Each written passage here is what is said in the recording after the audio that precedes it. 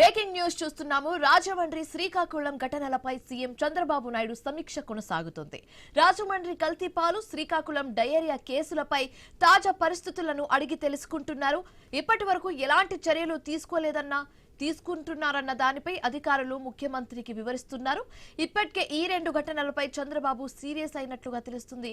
సమీక్ష అనంతరం కీలక నిర్ణయం తీసుకునే అవకాశం ఉంది.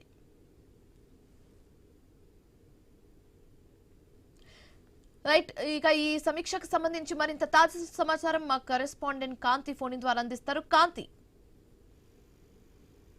శివాని, ప్రజారోగ్యానికి అధిక ప్రాధాన్యత ఇవ్వాలని, ఎక్కడ నిర్లక్ష్యం వహించవద్దు అంటూ కూడా సీఎం చంద్రబాబు నాయుడు అధికారులను సూచించారు. అయితే రాజమండ్రి కల్తీ పాలు, అలాగే శ్రీకాకుళంలో డయేరియా ప్రబలటం వంటి ఘటనలు పునరావృతం కాకుండా చూడాలని చెప్పి, అలాగే శాఖల సమన్వయంతో పనిచేయకపోవడం వల్లే ఇవన్నీ కూడా ప్రజలు ఎదుర్కోవాల్సి వస్తుంది.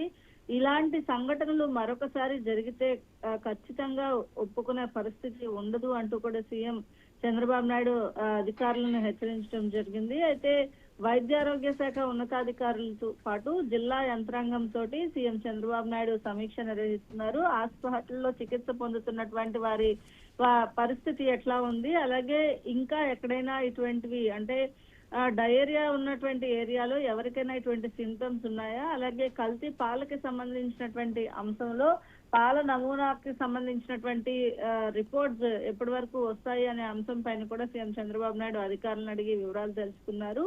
అలాగే తాగునీటి సరఫరాకి సంబంధించినటువంటి నీటిని కలుషితమైనప్పుడు వారికి ఆ నీటిని అందకుండా చేయాల్సినటువంటి అవసరం కూడా అధికారులకు ఉంది. ప్రజలను అప్రమత్తం చేయాల్సిన అవసరం ఉందని చెప్పడంతో పాటుగా ఎక్కడైతే ఈ ఘటన జరిగిందో ఘటనకి సంబంధించినటువంటి దాంట్లో అధికారులు నిర్లక్ష్యం వహిస్తే చూస్తూ మాత్రం ఊరుకునే పరిస్థితి లేదు అంటూ ఆయన తీవ్రంగా హెచ్చరికలు జారీ చేయడం జరిగింది. అలాగే దీనికి సంబంధించి రిపోర్ట్స్ అన్ని కూడా త్వరితగతిన అందజేయాలని చెప్పి కూడా కోరారు. అలాగే ఏదైతే ఈ రెండు ఘటనలు జరిగాయో, ఎవరైతే చనిపోయిన వారు ఉన్నారో వారితో పాటు ప్రస్తుతం హాస్పిటల్లో ట్రీట్మెంట్ తీసుకుంటున్నటువంటి వారందరిపైన కూడా చాలా జాగ్రత్తగా అప్రమత్తంగా ఉండాలని, కావాల్సిన చోట ఎక్కువ మంది మెడికల్ స్టాఫ్ ను పెట్టి వారికి వైద్య సహాయం అందించాలని కూడా సీఎం సూచించడం జరిగింది. Shivani, thanks for the updates Kanthi.